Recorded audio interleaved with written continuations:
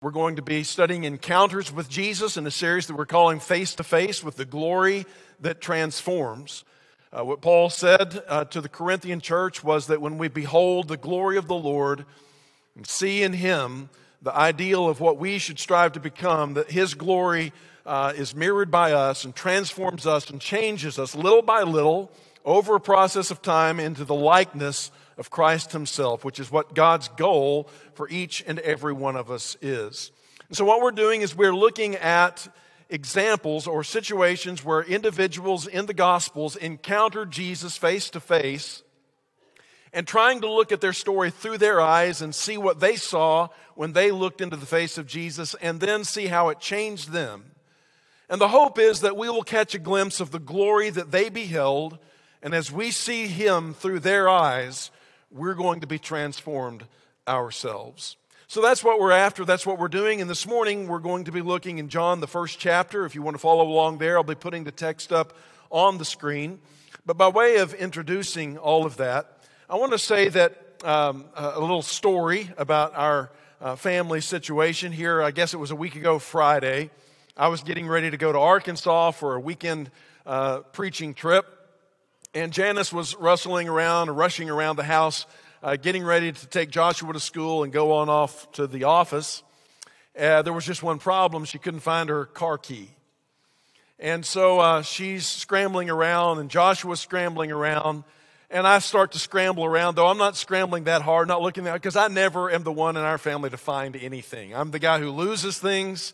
Janice and Joshua are the ones who find things. So I'm looking in all the obvious places where it's obviously not to be found. And I'm just kind of waiting to hear those magical words. I found it, right? Isn't that wonderful when everybody's looking for something and then somebody says, I found it. That means now, okay, life can move forward. And so I'm listening for that, but it never comes. And time's getting shorter and shorter, so finally I just pull off my key to her, Arcadia, give it to her, and she and Joshua take off. Later that afternoon, as I'm driving to Arkansas, I get a text from Janice that says, I found my key. And I said, well, where was it? She said, in my running shoe. Which explains why we were looking so ineffectually for it. We weren't looking where it could be found.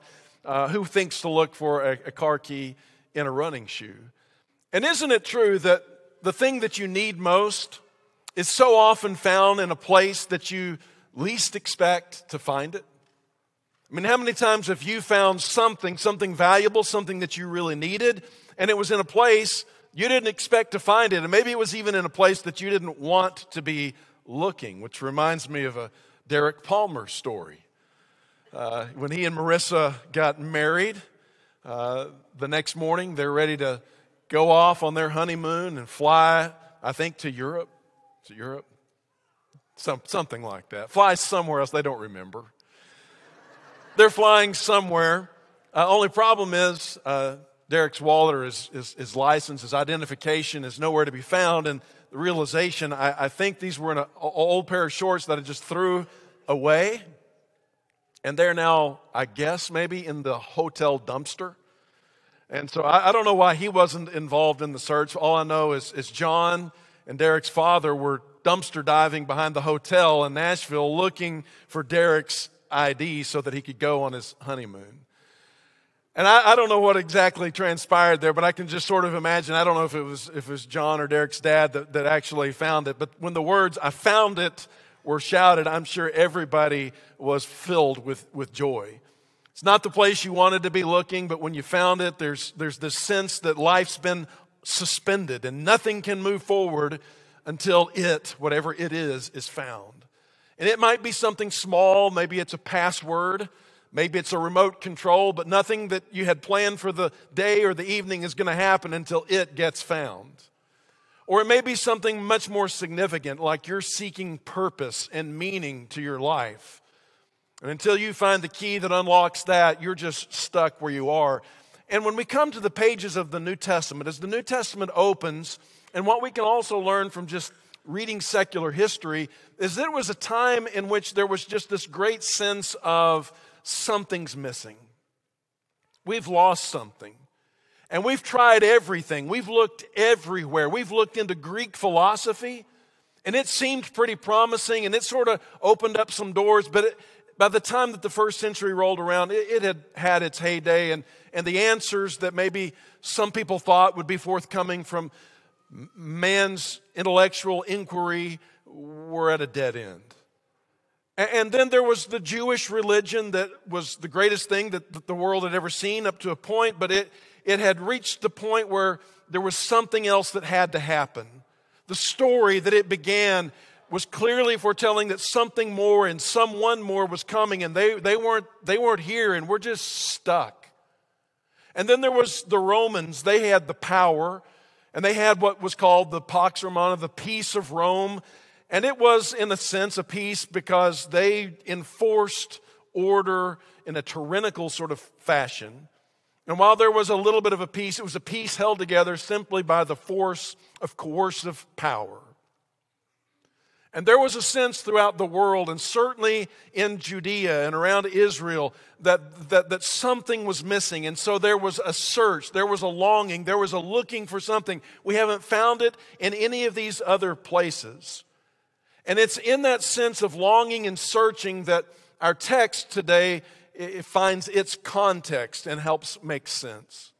And the text begins like this.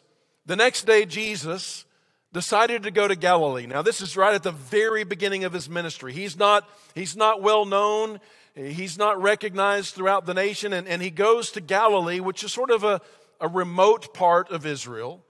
And it's sort of the backwater district. It's the place that people sort of look down upon. Certainly those people down in Judea around Jerusalem, they sort of sneered when they heard of Galilee. But Jesus goes to Galilee, and that's where Jesus is from.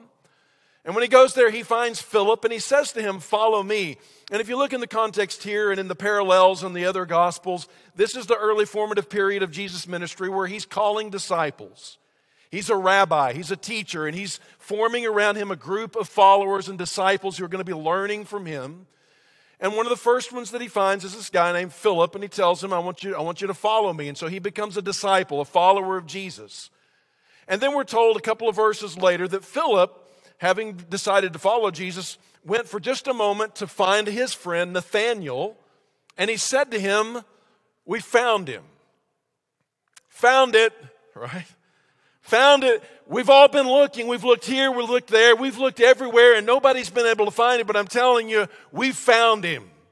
We found the one that we have been looking for, and he's the one specifically, and this was important to Philip and Nathanael as Jews. We found him of whom Moses in the law and also all the prophets have written about. You see, the Old Testament, the Jewish scriptures were filled with these prophecies and these foreshadowings of one who would come, who would be like Moses, a great lawgiver, but greater than Moses, and that the people, when he comes, should heed what he has to say. And all the prophets who came after Moses also indicated that a great one was coming, a Savior was coming, one who would offer himself as the sacrifice for not only the Jews, but for all the world. And like Brian said, that scroll in Revelation that carried forth the plan and purposes of God for the world were held at bay until someone worthy came along that could open it, and God's plan and purpose for the world could continue forward in history. And Philip tells Nathanael, we found him. We found the one that's been written about by Moses and the prophets. And then he says this, he says, it's Jesus of Nazareth, the son of Joseph. Jesus of Nazareth, the son of Joseph.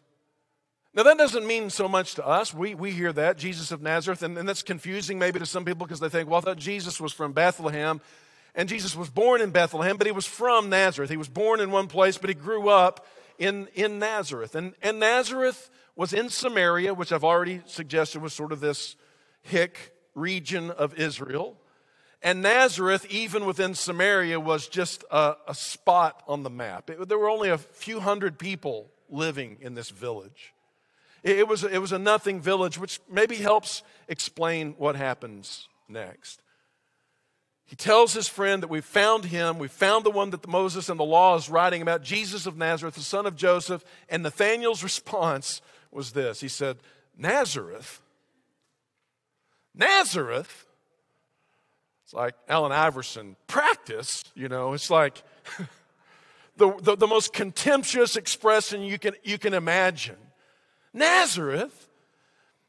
And then he explains, what good thing, what good could possibly come out of a know-nothing, podunk place like Nazareth? Here, Philip, you've got my expectations built up. We're searching everywhere. We're looking everywhere. And this is serious. This isn't just looking for the remote or the password. We're looking to unfold the future of our nation and perhaps the future of the world. And it all hinges on one person. And you tell me you found him and he's from Nazareth? And so with this great contempt, he dismisses what Philip has to offer. And this reminds me of stories of yesteryear. And I know for many of you, you've been waiting perhaps for years for me to tell you some things about my hometown where I grew up. I was born in Amarillo, but I grew up, my hometown was Hereford, Texas. Hereford, Texas. And there it is. There it is. So it's awesome, isn't it? As we're growing up, we began to come of age and we began to look around and get some perspective on life. And when you're growing up, all you know is what you know. And then you get to realize, there's big cities like Lubbock. There's amazing places like Amarillo. Or finally, you begin to realize, hey, there's Dallas down the road. And some people sort of dig their heels in and stand up tall and say, no. Hereford is the best. No place on earth like it. And in fact, it is, if you can read that, it is the beef capital of the world. And so it's not nothing. I mean, that's something. The next time you have a steak, you can remember Lawrence's hometown, Hereford. It probably passed through here. And other people just sort of said, this place stinks. It's not the best place in the world. This place stinks, and it does sometimes literally stink, especially after rain, because there are, within a 50-mile radius of Hereford, over 3 million head of cattle. If the cattle ever decide that they're taking over, there's nothing that the few thousand people that live in Hereford are going to do to stop this. And so the cattle outnumber the people dramatically. And some people just said, we're a nothing town in the middle of nowhere, and nothing ever happens from here, and nothing good is ever going to come from here. And so it was with Nathanael. We're looking, but we're not looking in Nazareth. And because we're not looking in Nazareth, something can happen. Something important can happen. And it's just like this. We miss out on the things we need when we reject the place where they can be found. We miss out on the things that we need the very most if we just reject, out of prejudice, out of assumptions, and out of hand, the thing that we need the most.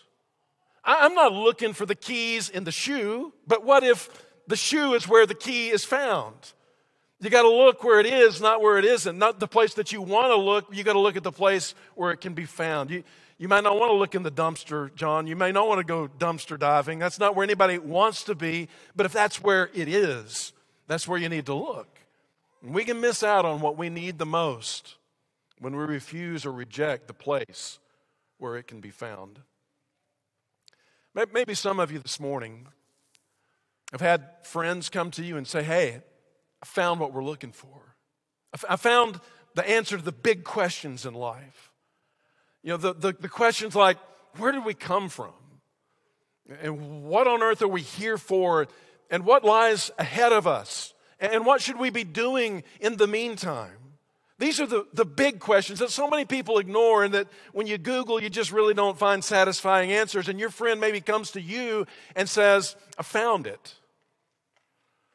And you say, yeah, well, that sounds great. Where is it? And he says, it's in the Bible. And you say, Bible? We're talking about the Bible? That old book? But could it possibly be, I just asked you to consider, could it possibly be that the thing that you need the very most may be in the place that, for whatever reasons, you've just sort of rejected out of hand without fully investigating? Or somebody comes and says, I found what I'm looking for. I finally found the peace that I couldn't find anywhere else. And I finally found the joy, and I finally found the hope that I've been so desperately in need of. And they say, well, where did you find that? And they say, I found it in Jesus. And you say, Jesus? Come on. But maybe the thing you need most is in the place that you, for whatever reasons, have just rejected. But maybe you should look. Or I've found a connection with people who actually do care about me and who share their lives together and that actually encourage me to become a better person. It's like I find acceptance and at the same time accountability. And there's sort of this love and affection, but there's also this upward pressure to grow and to become more than I was before. And they say, well, where did you find that? And you say, well, I found it in the church. Church?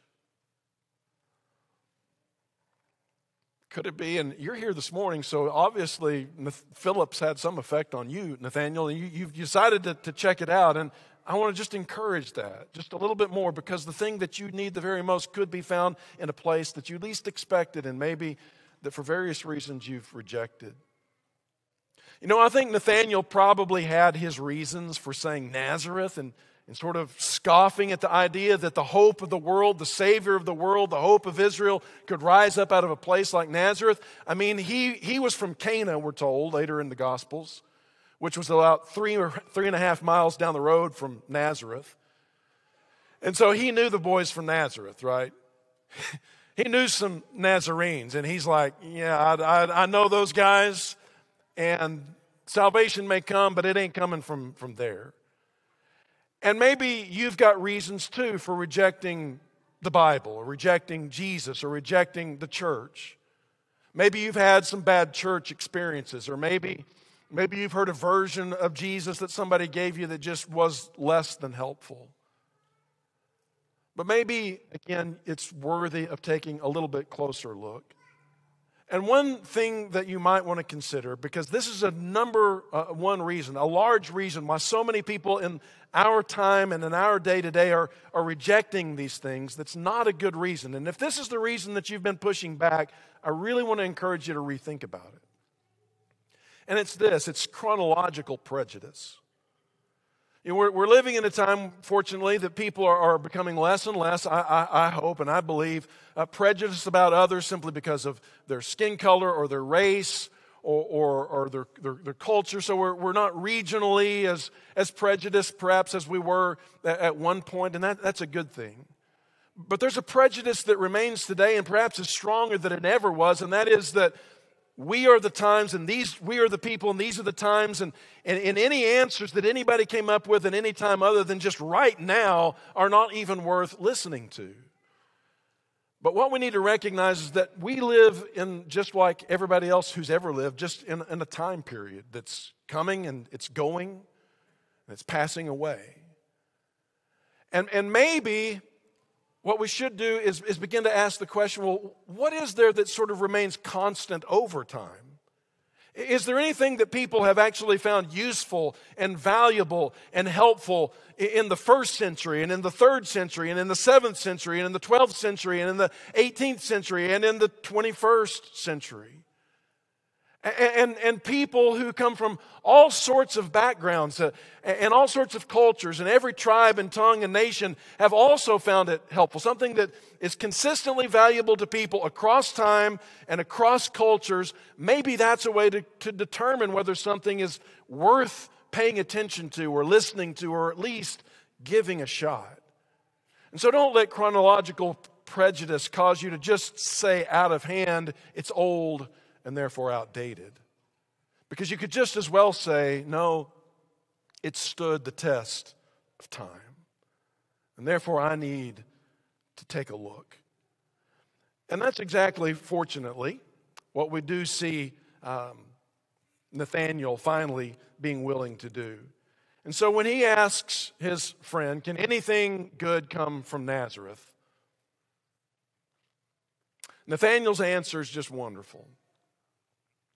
And so whether you're the friend who's come at the invitation of another friend who said, hey, I want you to check these things out, or whether you know somebody who sort of has this chronological snobbery where they look down at things that are ancient and things like the Bible and Jesus and the church, and they say things to you like, could anything good come from there?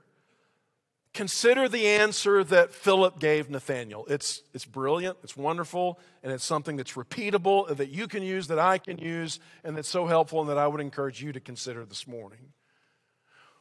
When Nathanael asked Philip this question, Philip answered him and said 3 words: come and see. Just come and see. Many, many years ago, I was invited to just come and see. And I came and I saw, and what I've discovered is something that I wouldn't trade anything for.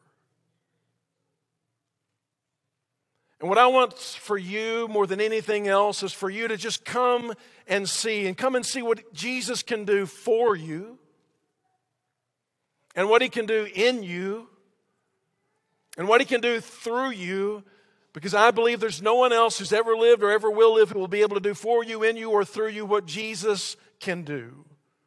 But you got to come and see if that's ever going to happen. And what you'll find when you look there is you'll see that He's not dead, He's not distant, and He isn't dormant, but that He is alive and that He is active. And by His Word and through His Spirit, He can still accomplish amazing things. Strongholds in your life, destructive habits, what the Bible describes as sin, things that just hold you on that you wish you could break free from and have never found the ability or the courage or the strength or even the reason to do so, you might just find in Jesus if you'll just come and see. And so we encourage you to keep coming and keep seeing. We encourage everyone to tell their friends to come and to see, to bring them to Jesus. Well, the next thing that happens is that Nathanael finally decides to accept Philip's invitation, and he comes, and when he comes to Jesus,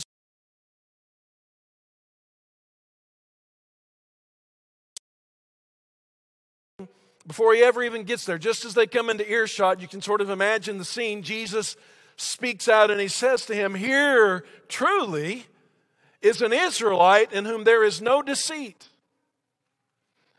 This is actually a very humorous statement if I read it right. It's sort of oxymoronic statement. It is a piece of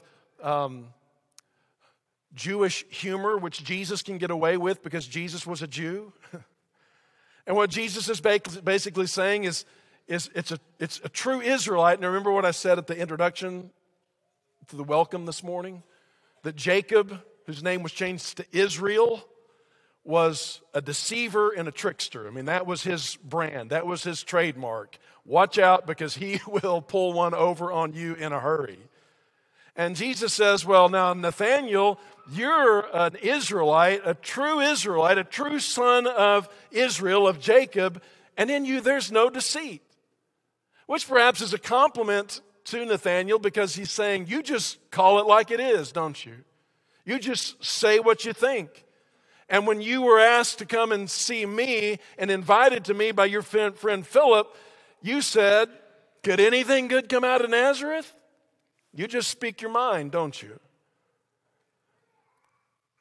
And Nathanael is sort of set back by this because they've never met. They've never engaged in any sort of conversation, and Jesus is indicating that He's familiar with these characteristics about Nathanael. And so Nathanael says, appropriately so, "How do you know me?" Nathanael asked. It's like, have we met before?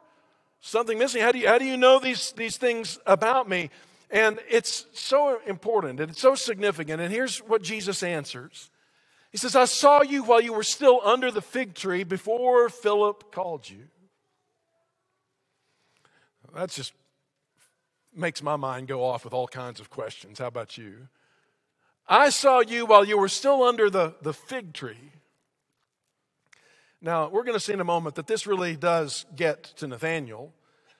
And probably part of it was because of what had happened under the fig tree. I have no idea what was going on under the fig tree. But Jesus knew about the fig tree, and Nathanael's like, okay, well, that's a significant deal. Now, under the fig tree, maybe that was the place at some point in the past Nathanael had got right with God. Maybe he had there prayed. Maybe there he had decided that he was going to seek and search and dedicate his life to looking for the one that was coming. I don't know. Maybe it was some sort of religiously devotional experience that he had under the fig tree. Maybe it was something he shouldn't have been doing. Maybe it was something bad. Maybe it was something embarrassing. I don't know what it was, but it was two things I know for sure. It was something significant and it was something private. Something that no one else knew anything about, and he was sure that nobody knew anything about it. And it was significant because when Jesus speaks to him about knowing this and seeing him there before they had ever even met and knowing all about what had happened there, it blew Nathanael away. Now that's meaningful to me. And I think it should be impactful to every one of us here this morning. Because what it means is that Jesus knows everything about you. Even that fig tree incident, he knows about that too. He knows everything about you. He knows everything about me. He knows everything about us, and still, He calls you to come follow Him. He calls you to come alongside of Him, to be with Him. What would you give to have a relationship with someone who knows every last detail about you, who knows you better than yourself, all the deep, dark secrets, all the things that you hide from others because you were afraid if they knew that about you, they would leave you? And He knows it, and He still loves you. He still seeks you. He still comes for you.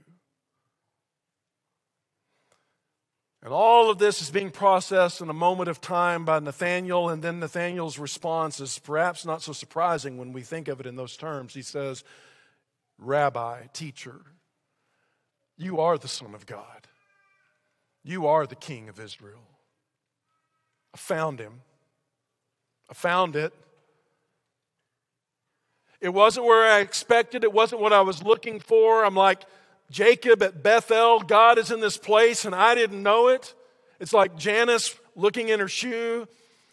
It's like John looking in the dumpster. It's like a million other things that we find in the place that we least expect it. So Nathanael finds what he's looking for in Jesus of Nazareth. And so he confesses his great faith in Jesus. And Jesus responds to him with these words, do you believe this just because I told you I had seen you under the fig tree? Now that's something. But it's almost like Jesus is saying, hold on a minute. You know, easy come, easy go. But one thing I do notice here that I think is interesting is that Jesus acknowledges something that a lot of people I think don't really realize, and that is that Christianity is an evidence-based religion. It's not just some sort of this blind faith. It is Jesus giving reasons for people to believe in Him. Nathanael had perhaps good reasons because of what he had known of people from Nazareth to not expect much out of Jesus, but Jesus immediately begins to give him reasons why he should believe. And so it is that faith comes by experiencing these things, hearing God's words, finding that there are reasons for us to lean on Him and trust Him and follow Him, and He begins to provide those for Nathanael here. And over time, that faith grows because look at what Jesus says. You believe because I told you I'd seen you under the fig tree, but you will see greater things than these. You haven't seen anything yet. Nathanael, if you'll keep following me, if you'll stay close to me, if you'll stick with me, you're going to see more and more evidence. You're going to have increasing reason to put your trust in me and to declare that I am the Son of God, the King of Israel, and the Savior of mankind. And eventually, like Nathanael, if you keep looking, because notice he doesn't just say this to Nathanael. He said, I told you, because I told you I'd seen you under the fig tree. But then he says, you in the original is plural. You all will see greater things than these. So he's now turning his attention to not just Nathanael, but all those who are with him, Philip and the rest.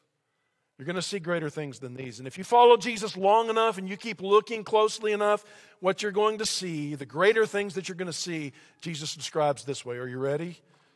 This is the part of the sermon that I've been excited about all week, so I hope that you're ready. Jesus says, you keep looking at me, you keep following me. Here's the greater thing you're going to see. You're going to see heaven open. I'm telling you the truth. You're going to see heaven open, and you're going to see the angels of God ascending and descending on the Son of Man. It's already echoed back to Jacob by saying to Nathanael, you're a true Israelite, a true descendant of Jacob in whom there's no deceit. And now he just brings that full on, and he reminds us of the story of Jacob that we opened with this morning, when he had that vision in a place he least expected it, when he thought he was in the middle of nowhere, and that he thought that he had nothing, that he'd left everything behind, and all of his striving was for naught, and God reveals himself to him there. I'm your God. I'm with you, and I'll take care of you, and I'll bring you back when your sojourn is over. And so what Jesus tells Nathanael and Philip and everyone there and all of us who hear these words is that he, Jesus, is the ladder. He's like the ladder in Jacob's dream. He connects heaven and earth and brings them together. And if we look long enough, we're going to see that. When Nathanael realized that what he thought was a nobody from Nazareth was actually the Son of the living God, a whole new perspective, a whole new reality, a whole new realm and way of seeing the world unfolded before him. And I'm telling you, when you begin to see Jesus for who he really is, and you see him as the incarnate Son of God, who stretches between heaven and earth. On earth, his feet firmly rest on the ground, just like the ladder touched the ground because of his incarnation. He became one of us, born of the Virgin, living among men. And through his ascension back to the Father's right hand, his head reaches into the heavens. And between him are the angels of God, which ascend and descend and convey God's blessings to us, and perhaps our prayers to him, or whatever that exchange involves. There is a connection between you and heaven, and all of heaven's blessing, and all of heaven's provision, and all of heaven's protection is yours in Christ, who comes all the way down to meet you where you are. You know, the foot of that ladder that is Jesus doesn't just come down to the mountaintop. It comes all the way down to the lowest places. It comes all the way down to Nazareth. Comes all the way down to Hereford. It comes all the way down to where you are and to where I am, and it meets us there at our point of greatest need to show us that God hasn't forgotten us, that God can provide for us, that God can protect us, and God can bring us home to where we need to be if we will turn, believe, and trust. See the glory of God shining through the face of Jesus Christ.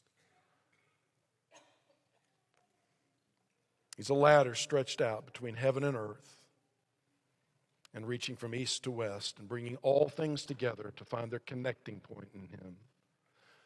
And so if you're here this morning, a friend has invited you, or you're coming for the first time and you're trying to figure this out, I've just got one application for you to apply this week, and it's just super, super simple. Keep looking at Jesus and just come and see. Just keep coming and seeing. And I know the sermon doesn't always make sense. There's stuff, this is a great church. It's not because of the preacher. It's because of, first of all, Jesus and all the people. There's so many good things to come and see here. But one thing that we strive to do, all of us strive to do, is we just try to set Jesus before you as the hope and your Savior.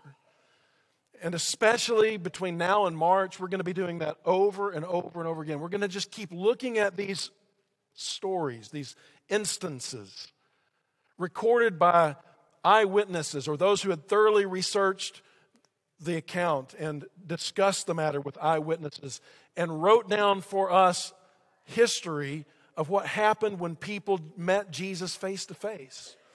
How it changed them.